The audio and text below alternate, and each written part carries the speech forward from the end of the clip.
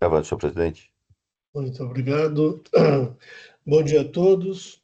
Hoje é dia 27 de agosto de 2025. Estamos iniciando a sessão de julgamento da terceira Câmara Julgadora do Tribunal de Impostos e Taxas do Estado de São Paulo. Sejam todos bem-vindos. Hoje teremos duas sustentações orais. Vamos iniciar pelo processo da Flora. Relator é o doutor Alexandre.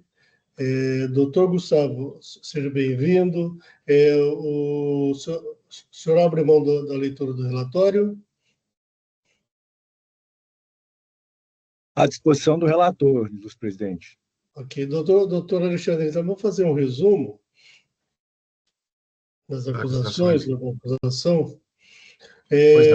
Só um minutinho, doutor Alexandre. Doutor Tortello tem pedido de vista de sustentação oral na representação fiscal também, tá? Pois não, senhor presidente, eu acho que não será necessário agora. Eu prefiro Tem me que manifestar. registrar. Como? Eu vou ter que registrar. Sim, mas... E minhas opções são poucas lá nos botõezinhos da sustentação oral. Deixa eu até te falar, adiada, solicitante ausente ou realizada. Vamos colocar adiada, então, que eu acho que é o que se aproxima melhor do que está por acontecer. Ok. Como quiser. Doutor Alexandre, por favor. Um breve resumo das acusações, né? Bom dia a todos, mais uma vez. Aqui estamos analisando a auto-infração lavrada contra a empresa Flora, Produtos de Higiene e Limpeza S.A., paulista. Ela é acusada em 2 itens na auto-infração. O primeiro de falta de pagamento do imposto próprio e por ST, na venda de mercadorias para a empresa que tem o nome, acho que do mesmo grupo, né? Flora, distribuidora de produtos de higiene e limpeza limitada, localizada em Itapeva, Minas Gerais. Em suma, a acusação do item 1 vem pela falta de comprovação da remessa física das mercadorias do estabelecimento de São Paulo para de Minas Gerais. No item 2, a acusação é de crédito devido de imposto de mercadorias que retornam dessa empresa de Minas Gerais, em Itapeva, para a empresa paulista. A mesma base da acusação seria a falta de comprovação do retorno dessas mercadorias de Minas para São Paulo. Em primeira instância, o auto-infração foi parcialmente mantido, houve apenas uma correção a respeito do cálculo do ICMS-ST, né, a procedência em primeira instância dá em relação a isso, determinando o recálculo, e por conta disso são apresentados recursos em ordinário e recurso de ofício para revisão dessa decisão de primeira instância. Em suma, são esses os pontos. Tem mais um ponto, a empresa junta um laudo, analisando as operações para tentar comprovar as remessas. Esse processo foi a julgamento da 9ª Câmara Julgadora, que converteu em diligência para análise do laudo por parte do AFR atuante e da representação fiscal. As análises vieram aos autos e o processo volta para julgamento. Muito obrigado, doutor Alexandre. Eu peço aos componentes da Câmara que mantenham o WhatsApp ligado, por favor. Doutor Gustavo Lana Muricy, por favor, fique à vontade. Presidente relator, pela ordem, eu posso também sustentar na próxima sessão, quando os autos voltarem, assim como o ilustre representante da Fazenda Estadual, ou devo fazer a sustentação agora? Seria importante o senhor já fazer a sustentação agora. Evidentemente que no dia do julgamento, caso o senhor queira acrescentar alguma coisa, eu sempre costumo conceder o direito, e o doutor Paulo também, que geralmente me sucede também, ok? Ok, então. Muito obrigado pelos esclarecimentos, presidente. Bom, bom dia a todos, senhor presidente, do senhor relator, demais juízes dessa colenda Câmara, os representantes da Fazenda do Estado de São Paulo, servidores. Bom, conforme esclarecido no breve relatório do relator, a discussão nessa autuação versa sobre a suposta ausência de pagamento ICMS e ICMS-ST, bem como o devido acreditamento de imposto em relação às mercadorias devolvidas pela empresa Flora Limitada, situada no estado de Minas Gerais. Apenas para contextualizar a atuação, a Flora S.A. é uma empresa fabricante de produtos higiênicos e de limpeza que utiliza de terceiros para industrializar os seus produtos. Esses terceiros, objeto de verificação nos autos, são as empresas Aeropac e Interpac. Portanto, em relação ao negócio da Flora S.A., hora autuada e recorrente, a remessa de produtos para industrialização para essas duas empresas, Aeropac e Interpac, que são responsáveis pela industrialização dos seus produtos e posterior envio desses produtos para a Flora Limitada, uma distribuidora situada na cidade de Itapeva, em Minas Gerais, responsável pela comercialização desses produtos após a sua industrialização por essas duas empresas. O primeiro ponto que deve ser ressaltado é que toda a produção da autuada hora recorrente, Flora S.A., é encaminhada para a empresa Flora Limitada, situada na cidade de Itapeva, em Minas Gerais.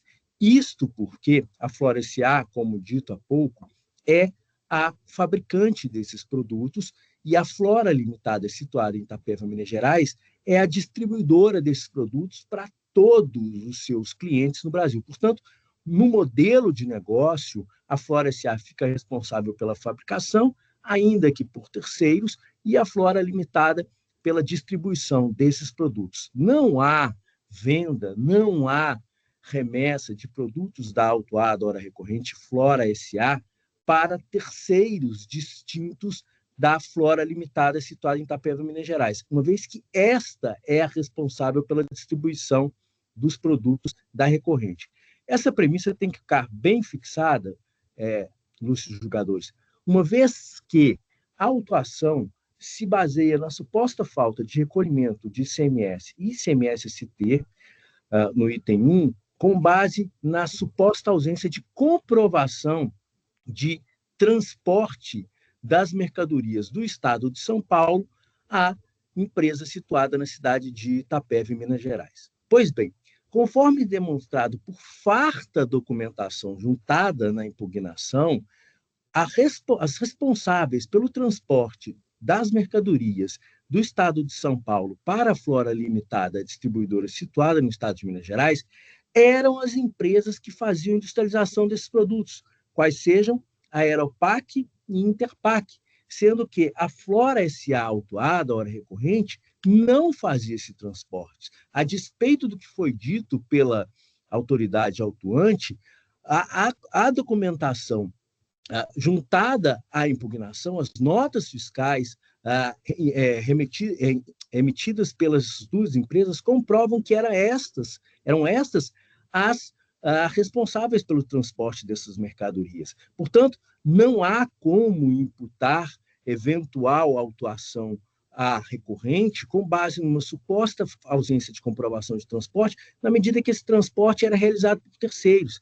E mais, excelências, não cuidou o Estado, ao ser procedida a diligência, de comprovar, de intimar essas duas empresas para que fossem juntadas à autuação os documentos relativos ao transporte dessas mercadorias. Né?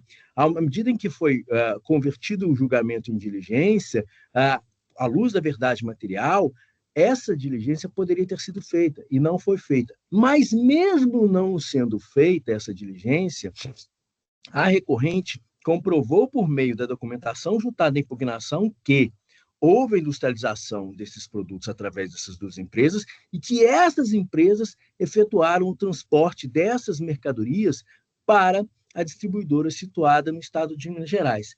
Em relação ao item 2, também restou comprovado que a Flora Limitada, ao devolver algumas mercadorias à Flora S.A., ela, de fato, escriturou notas fiscais de saída e transportou essas mercadorias de volta à Flora S.A. Lembrando que o item 2 diz respeito a suposto creditamento indevido em razão de devolução das mercadorias pela Flora Limitada. Aliás, apenas a título de esclarecimento, o item 2 da autuação comprova a efetiva transferência de mercadorias da Flora S.A. para a Flora Limitada, uma vez que, se o item 1 se baseia na suposta ausência de transferência das mercadorias da Flora S.A. recorrente para a Flora Limitada situada em Minas Gerais, e o item 2 diz que a Flora S.A., ora recorrente, se creditou indevidamente de créditos em relação à devolução de mercadorias da Flora Limitada para a Flora S.A., significa que, de fato, houve a transferência das mercadorias da recorrente inicialmente para a Flora Limitada. E, em relação a esse segundo item, restou demonstrado também que a Flora Limitada emitiu conhecimento de transportes e documentos de saída dessas mercadorias devolvidas pela Flora S.A.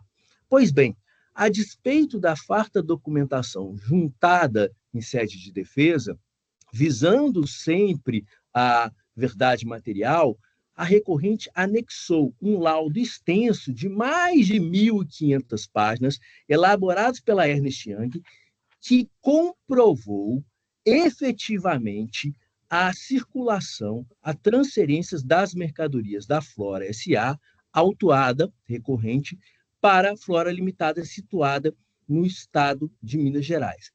Esse laudo se baseou em duas premissas. Primeiro, foram analisados os controles de estoques das duas empresas e os SPEDs fiscais, e de forma tanto contábil quanto de forma de controle de estoque, restou comprovado que as mercadorias fabricadas pela Flora S.A. foram efetivamente enviadas para a Flora Limitada. Isto porque houve o registro no SPEDs fiscal dessas movimentações, tanto em relação à recorrente quanto à Flora Limitada, e, além disso, posteriormente à entrada dessas mercadorias na Flora Limitada, situada na cidade de Itapeva, em Minas Gerais, essas mercadorias foram vendidas por essa distribuidora e há o conhecimento de transporte dessas vendas posteriores. Ao questionar a integridade e lisura desse laudo, a fiscalização apresentou uma manifestação que, com a devida vênia, deve ser rebatida.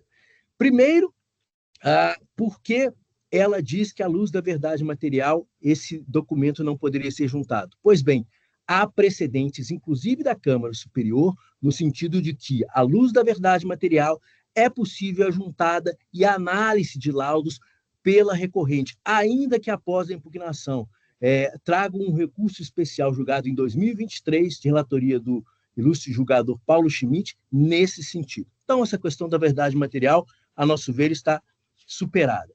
O segundo ponto é que a fiscalização entende que o laudo foi feito com base na documentação da Flora Limitada, que sequer é autuada. Ora, conforme disse há pouco, o modelo de negócios da recorrente é direcionar toda a sua produção para a Flora Limitada, situada na cidade de Itapeva. Então, para comprovar a realização das operações interestaduais, é óbvio que deveria haver um cruzamento do SPED fiscal e controle de estoques da Flora S.A. para a Flora Limitada, e foi isso que foi feito pela fiscalização. Se confrontarmos os documentos SPED fiscal e controle de estoques, verificaremos que todas as mercadorias que foram remetidas da Flora S.A. foram efetivamente recebidas pela Flora Limitada, que posteriormente deu saída tributada dessas mercadorias. Então, é óbvio que teriam que ser anexados ao laudo os controles de estoques e SPED fiscal, além dos conhecimentos de transporte dessa venda posterior da Flora Limitada, não é? E aí, o mais interessante é que na alegação fiscal traz um argumento totalmente sofista, no sentido de que poderiam ser recebidas mercadorias da Flora Limitada de outros estados. Ora, a Flora S.A., que é a única remetente de mercadorias para a Flora Limitada, sua distribuidora, né, a despeito de serem empresas independentes, obviamente, está situada no estado de São Paulo. Portanto, uma mera inflexão, no sentido de que o laudo não comprova que as mercadorias foram remetidas da Flora S.A. para a Flora Limitada, porque poderiam vir de outros estados, é um sofismo, porque não foi comprovado. O fato é O fato é que, com base na documentação e no laudo anexado aos autos, restou comprovado que as mercadorias vinculadas às autuações, vinculadas às notas fiscais autuadas durante o período de 2018, saíram da Flora S.A. e foram recebidas para a Flora Limitadas, que posteriormente as vendeu, né, para diversos clientes em todo o Brasil. Isso com base no SPED fiscal, controle de estoque e conhecimento de transporte dessas vendas posteriores pela Flora Limitada. E contra esses documentos, com a devida vênia, a manifestação fiscal não conseguiu comprovar a inveracidade desses fatos, não é? A alegação de que não foram juntados conhecimentos de transportes em relação à transferência das mercadorias da recorrente para a Flora Limitada, em que a manifestação fiscal pós-laudo insiste em ser o único meio de comprovar a efetiva realização das operações, não subsiste com base nos documentos e conclusões do laudo. Por fim, apenas para demonstrar com a devida vênia a ausência de análise crítica da fiscalização sobre o laudo, ela diz que, em relação a apenas um produto chamado Aerosol Francis Hidrata Verde, é que teria o laudo se debruçado sobre a transferência desse produto da Flora S.A. para a Flora Limitada. Pois bem, esse produto foi citado na conclusão deste laudo apenas para ilustrar a transferência dos produtos da Flora S.A. para a Flora Limitada. Contudo, se a manifestação fiscal tivesse verificado as mais de 1.500 laudas anexadas ao laudo, verificaria que todos os produtos vinculados às notas fiscais, objeto da autuação, foram efetivamente transferidos da Flora S.A. para a Flora Limitada. E isso com base, volto a repetir com a devida vênia, análise de controle de estoque, cruzamento do controle de estoque, cruzamento do SPED fiscal e, posterior à materialização dessa transferência, se comprova também com a revenda desses produtos para a Flora Limitada. Repito, dentro do modelo de negócios da recorrente, havia industrialização que era feita por terceiros, portanto, o transporte para a Flora Limitada era feito por esses terceiros, daí não terem sido anexados os conhecimentos de transportes, e todas as mercadorias produzidas pela Flora S.A. recorrente eram enviadas para a Flora Limitada, sua distribuidora. Portanto, uma vez recebidas essas mercadorias pela Flora Limitada, há a comprovação da efetiva operação que se reforça com a posterior revenda desses produtos. Em vista desses fundamentos probatórios, a recorrente reitera o pedido de provimento do seu recurso ordinário com integral cancelamento da autuação. Muito obrigado pela atenção dispensada e fico à disposição para eventuais esclarecimentos que, porventura, se fizerem necessários. Muito obrigado, doutor Gustavo. Doutor Alexandre, algum questionamento ao patrono?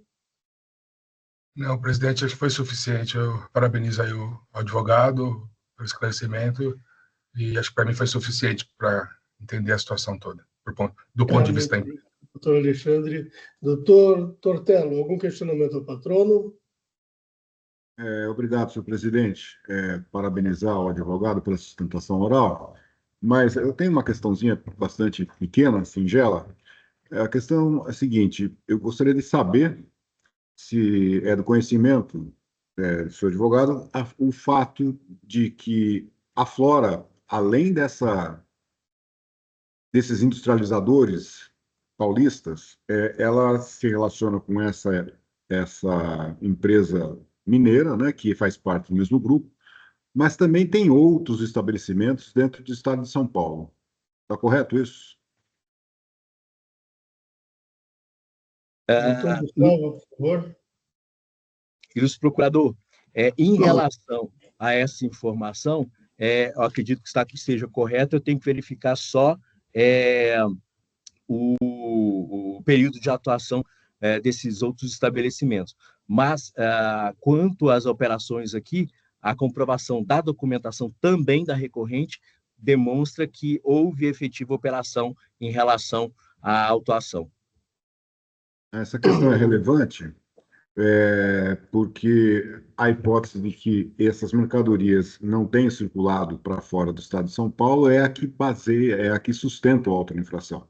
Então, se há outros estabelecimentos da empresa aqui no Estado, e o industrializador também é dentro do Estado, operacionalmente pode ficar estranho mandar para fora do Estado para depois voltar para cá, né? Mas é só essa questão, e isso também, esse fato de que existem outros estabelecimentos da Flora dentro do Estado de São Paulo, acaba corroborando a ideia de que o simples não é a relação da Autuada com essa empresa mineira, ela não é unívoca, né? Existem outros estabelecimentos dentro do Estado que podem se relacionar também.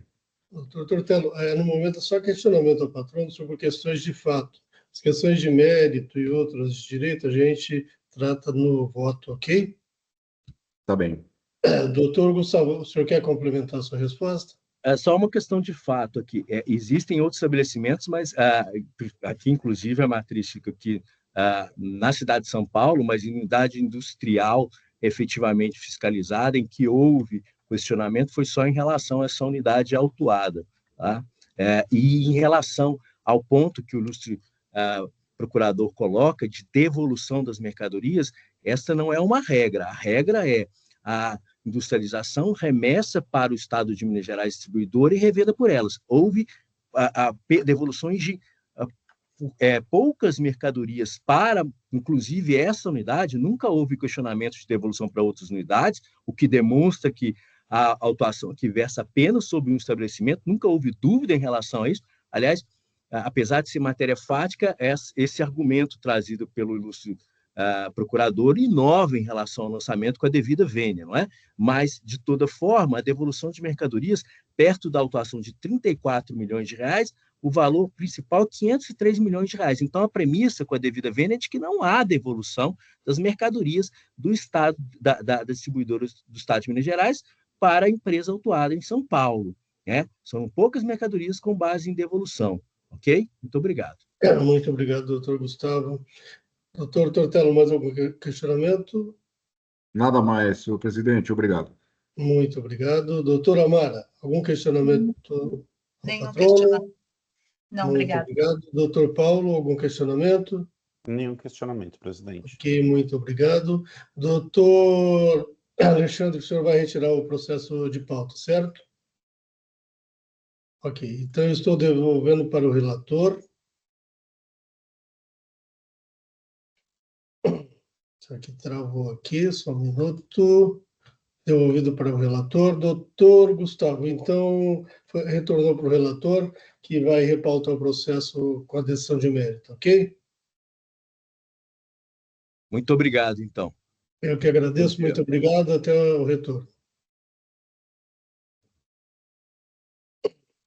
Doutor Luiz Carlos Manfra. Patrono da Ambev, seja bem-vindo. Obrigado. Vou já registrar aqui a Ambev, o relator doutor Paulo Maceta. Doutor, o senhor abre mão da leitura do relatório? Pode ser só um resumo da acusação, das acusações? Doutor Luiz Carlos? Sim, doutor. Abre mão do relatório. Ok, doutor Paulo, por favor, um resumo das acusações. Bom dia. Na verdade, o auto de infração tem 7 itens, mas resta em discussão somente o item 7, que deixou de pagar o ICMS, referente a operações de saída tributadas, consideradas pelo contribuinte sem amparo legal como não tributadas, CFOP 5905, remessa para depósito fechado ou armazém geral, conforme se comprova pelas cópias. Operações de saída tiveram como destinatário a empresa Begur Transportes Rodoviários e Logística e Serviços, sendo que a mesma encontrava-se em situação fiscal irregular junto ao CADESP para operar como armazém geral. Essa é a acusação, presidente, que está em discussão. Perfeito. Doutor Luiz Carlos, por favor, fique à vontade. Eu reitero aos componentes da Câmara que mantenham o WhatsApp ligado. Todos, por favor. Doutor Luiz Carlos, fique à vontade. Bom, obrigado. Então, gostaria de inicialmente saudar aqui formalmente essa coluna da terceira Câmara, na pessoa do senhor presidente, demais juízes, ilustre representante da Fazenda do Estado de São Paulo. Como pontuado, então, nós estamos aqui diante de nós temos recurso e recurso de ofício também, recurso pelo contribuinte e recurso de ofício. Em relação ao item 7 da autuação, que, como relatado pelo ilustre relator, versa sobre a exigência de CMS sobre operações que tiveram como objeto remessa para armazenagem na empresa Begur Transportes, uma empresa cujo CNPJ possui atividade de armazém geral, com notas fiscais emitidas com o CFOP pertinente às remessas para armazenagem, e o fisco, então, diante do exclusivo fato de que o registro no CADESP dessa empresa não estava regularmente adaptado ou adequado para a atividade de armazém geral, então lançou todo o ICMS sobre a operação. Na verdade, mais do que isso, lançou o valor da operação integralmente, né? Lançou 100% sobre o valor da operação. E então apresentamos a impugnação e alguns argumentos foram rechaçados na decisão singular, e eu os trago aqui então novamente para que essa coluna da Câmara possa apreciá-los, porque na nossa ótica realmente a autuação deve ser integralmente cancelada, pelos seguintes motivos. Em primeiro lugar, entendemos que há um vício, na verdade 2 vícios no autolançamento. O primeiro deles consiste no fato de que houve um lançamento, como eu disse, do valor integral. Houve uma redução na decisão singular, mas nós entendemos que o lançamento, ao justificar que estaria lançando o imposto e agir de forma distinta, fazendo uma cobrança de 100% do valor das mercadorias, enseja, em verdade, uma desconexão entre o que está posto na fundamentação e o que foi efetivamente realizado, a ensejar o vício desse lançamento.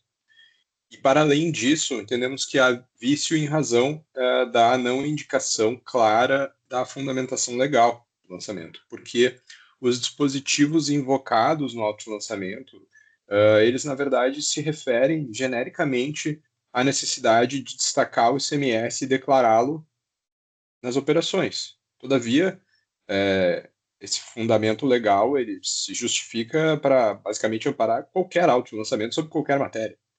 Aqui, o que o lançamento pretendeu foi desqualificar a natureza das operações realizadas para efetuar o lançamento do imposto, que é uma questão que passa para além da simples exigência de destaque e declaração do ICMS ao fisco. Então, realmente, nós entendemos que há uma deficiência na fundamentação legal do lançamento, o que enseja a sua completa anulação. Mas, de todo modo, indo aqui já avançando em relação ao mérito, nós entendemos que naturalmente que as obrigações formais elas são importantes e elas precisam ser observadas. Todavia, aqui também nós não podemos fechar os olhos para as circunstâncias materiais do caso concreto. E um ponto importante a ser considerado é que o fato gerador de circulação de mercadorias, como vossas senhorias bem sabem, exige, na forma da pacífica jurisprudência dos tribunais superiores, inclusive a DC 49 recentemente reiterou essa interpretação, exige a troca definitiva de titularidade dessas mercadorias. A simples mudança da posse não é suficiente para caracterizar a configuração do fato gerador de ICMS. Eu até me permito, aqui, com devida vênia, fazer uma leitura de trecho da ementa da DC 49, em que isso estou muito claramente colocado quando o STF afirma que é necessária a necessidade de operação jurídica com tramitação de posse e propriedade dos bens.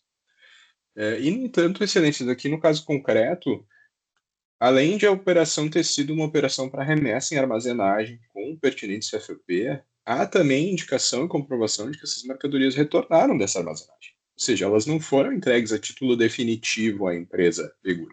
E aí, nesse sentido, trouxemos alguns julgados já há muito na STJ, no sentido de que a simples estocagem para guarda e conservação não caracteriza a circulação de mercadoria para ocorrência do fato gerador de ICMS. Então, aqui, novamente, não houve uma transferência a título de definitivo, não houve transmissão de propriedade das mercadorias.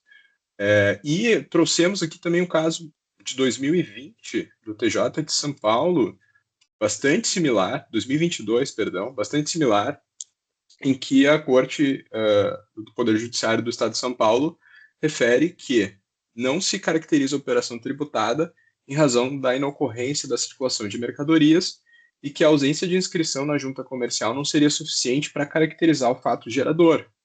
Entendimento do STJ, que eu menciono anteriormente, que considera que a simples estocagem e guarda de mercadorias não caracteriza o fato gerador de ICMS. A remessa de bens para guarda e conservação, armazenagem ou estocagem não é hábil para caracterizar o fato gerador do imposto.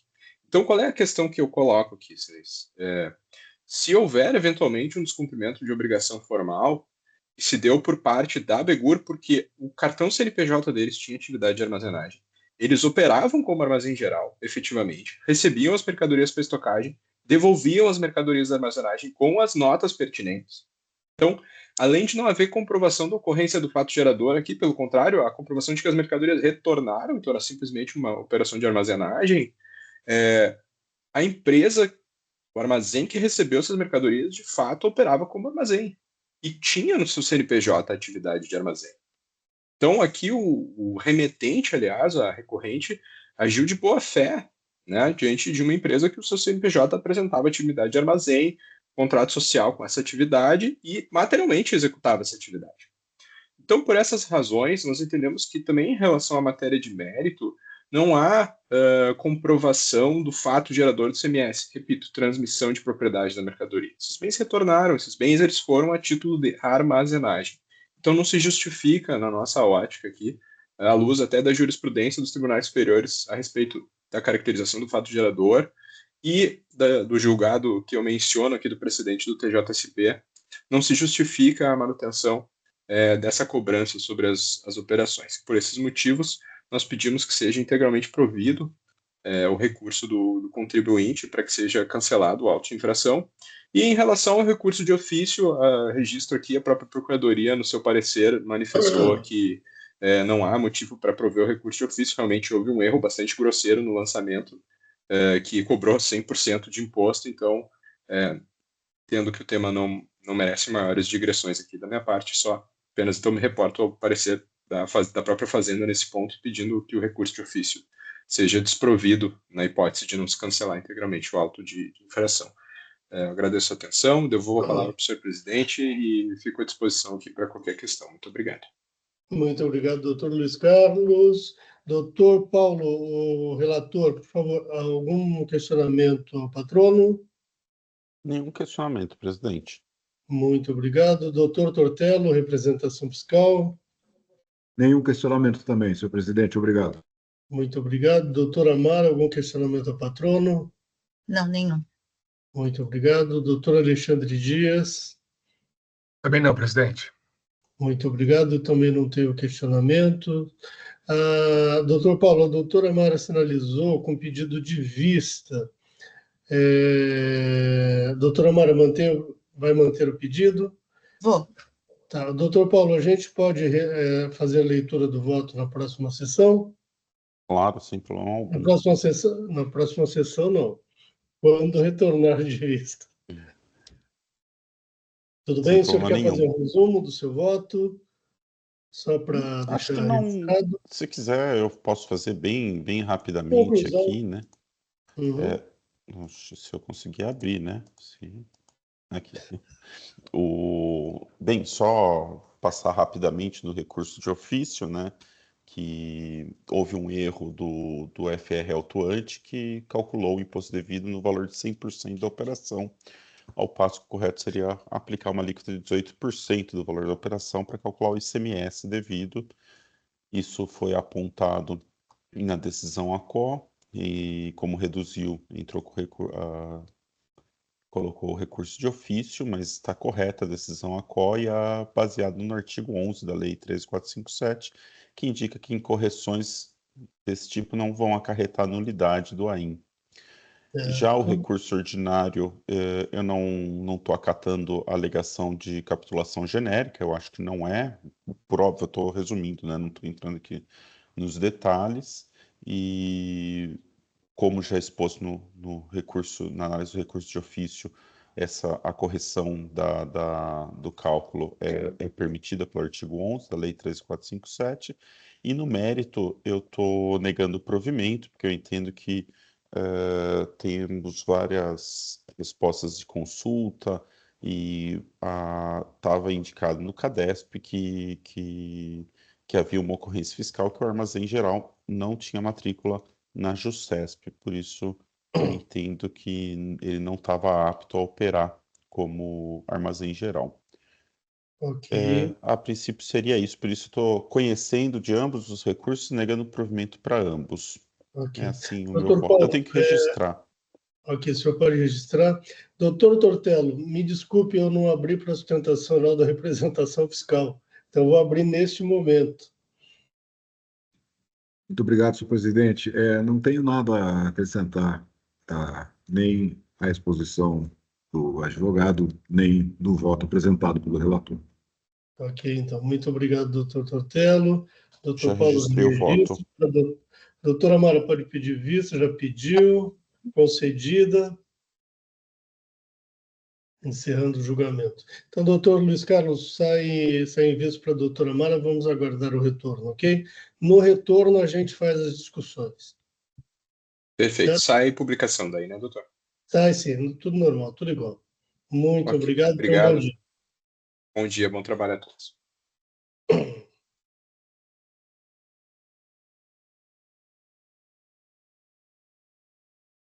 Próximo processo. Vamos, doutora Mara. Oi. Camineiro. Na verdade, eu já passei esse processo para vocês, eu vou só fazer um breve relato. São operações fiscais que foram glosadas relativas a notas fiscais emitidas como destinatário o contribuinte Goiás Brasil Comercial de Rações, e que foi declarada nula por inexistência do estabelecimento desde a inscrição.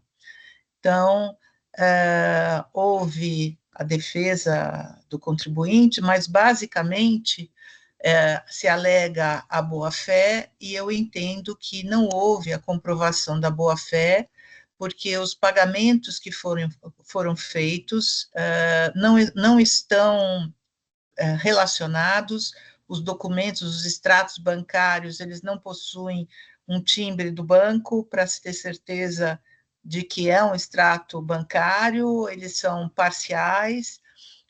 Então, eu entendo que a prova que foi feita de pagamento não leva à conclusão de que esses pagamentos foram feitos e as operações ocorreram da forma que está consignada via papel, né? Faticamente, as mercadorias teriam, vamos dizer assim, outro destino, tá? Então, eu estou negando provimento ao recurso, tendo em vista que eu não reconheço a boa-fé do recorrente neste caso. Ok, só um minuto, por favor.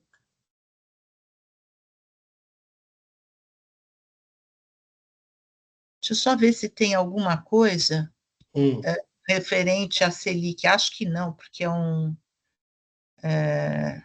um processo, deixa eu ver se ele alega. Ele é recente, Ele é recente, já foi feito com a Selic. Já, isso. Então não tem. Era só para saber se era parcial ou integral. Então não provido. Em discussão, representação fiscal, doutor Tortello. Obrigado, senhor presidente. Parabenizar a doutora Mara pelo voto, mas ali tem uma questão da boa-fé, que, como já consta dos autos, no nosso entendimento, não é aplicável ao caso, porque não se trata de crédito indevido. Nesse sentido, só que é o único reparo que eu gostaria de fazer. Muito obrigado. Muito obrigado, doutor Tortello. Doutor Alexandre. Eu acompanho o voto da relatora, presidente. Muito obrigado. Doutor Paulo? Um momento só, estou só vendo isso que o Tortello colocou, eu não tinha Eu reparado. só vou esclarecer que eu adotei a posição da Câmara Superior no sentido de que, mesmo nos casos de destinatário falso, se aplica a súmula 509. Então, foi por isso que eu adotei o critério da boa-fé. A Câmara Superior ela ampliou, né? Não, Isso. não apenas para crédito indevido decorrente de documentos Isso. inidôneos. Isso. Eu só queria confirmar a infração, porque eu ouvi a doutora Mara falar, mas falei, deixa eu ler a infração para ter certeza do que é. Mas eu vou acompanhar o voto da relatora. Muito bem, eu também acompanho o voto da relatora. Com isso, encerramos debates. Quórum.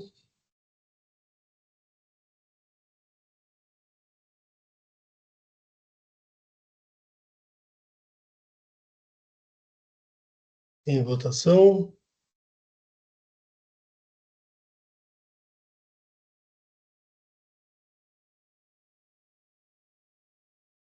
Encerrando votação. Encerrando o julgamento.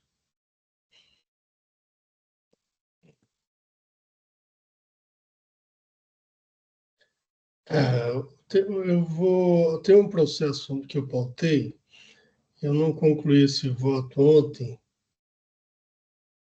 e eu vou retirar de pauta que é do Roberto Sampaio Ferreira.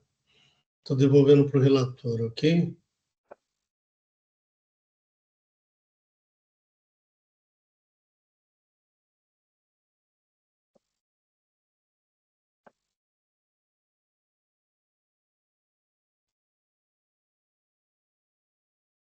Devolvido. O próximo processo é Indústria e Comércio de Produtos de Beleza IAMA. Eu passei o voto para vocês ontem, já juntei aos autos. Aqui é recurso misto, ofício e ordinário. A Fazenda concordou, a decisão a qual afastou parcialmente uma parte do item 2 do AIM, houve a concordância na representação fiscal, então neguei o provimento ao recurso de ofício.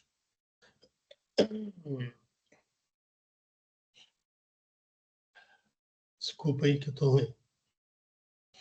Em relação, aí tinha dois itens. Em relação ao item 1, a recorrente não controverteu o mérito, limitou-se a, como vocês já viram, limitou-se à discussão de juros e multa. Portanto, quanto ao mérito, não houve controvérsia. Quanto ao item 2, no caso, o item 2 ele tratava de remessas para a Zona Franca de Manaus e para áreas de livre comércio. Quanto à Zona Franca de Manaus, é a parte afastada pela adesão à COI e mantida em recurso de ofício. Quanto às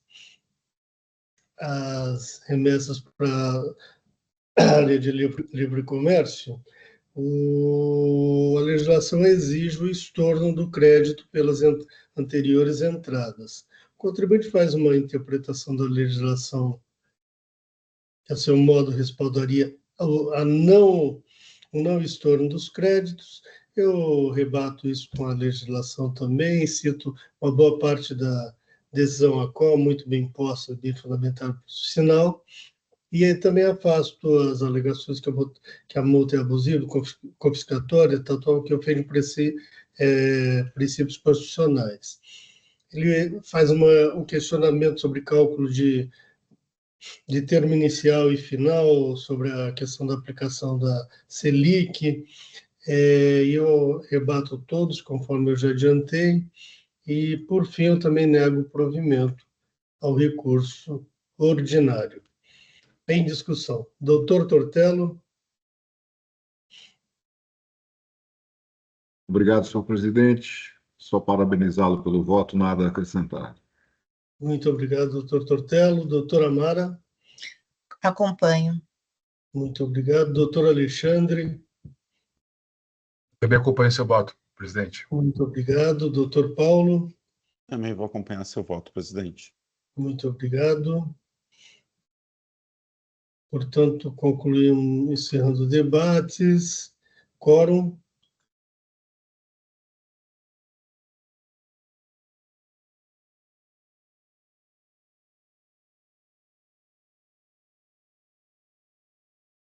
Em votação.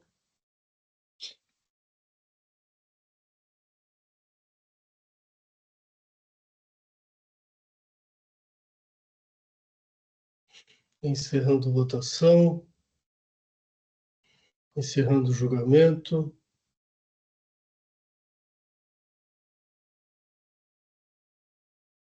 Com isso, concluímos a nossa pauta de hoje e estou encerrando a sessão de julgamento da terceira Câmara Julgadora do Tribunal de Impostos e Taxas do Estado de São Paulo. Hoje é dia 27 de agosto de 2025. Muito obrigado a todos que nos acompanharam e até uma próxima. Tenham todos um excelente dia. Doutor Jailson, podemos encerrar a